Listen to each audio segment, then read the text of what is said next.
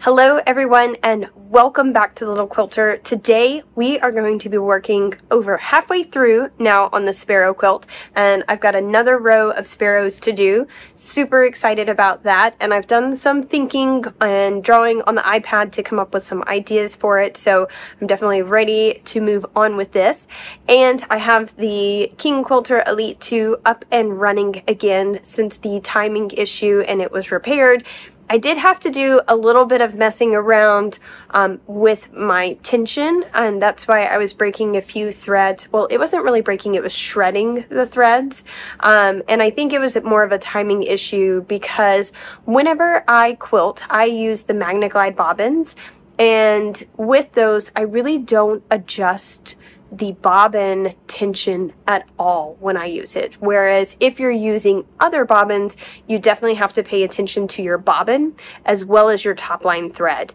And so because of that, whenever they were working on it, they did not use MagnaGlide bobbins. So they adjusted the bottom tension and they adjusted the top tension. And so I kind of had to resituate everything because your bottom bobbin changes, and I know it changes even between quilting through one bobbin, and whereas for me I can make slight adjustments only with the top, it's not really noticeable over time. You just kind of slowly adjust with your bobbin, whereas if you've sort of completely changed it and then gone and put a MagnaGlide in there, it does take a little bit of messing with it to get it right. So alright, sorry for the super long intro, but another hint for those of you working with your machines and troubles. I like to throw in my experiences just so that those of you, if you're having a problem, maybe you can remember that and maybe it helps you to fix your machine.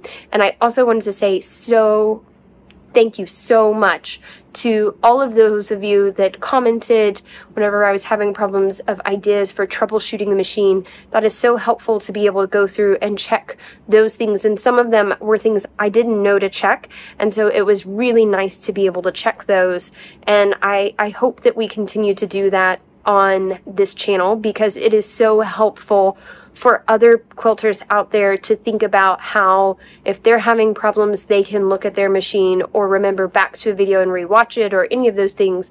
I just think it's really important for us to share how we're working on our machines, because I'm a quilter, not a mechanic, but you kind of have to become a little bit of a mechanic when things go wrong on this to see, is it something that I can simply fix or is it something that needs to go? And also because it's expensive to send it off to get fixed or to take it to a place and get fixed. It is expensive, but that aside, it's just unnecessary if we can fix it ourselves. So let's get into quilting after all of that. Here we go.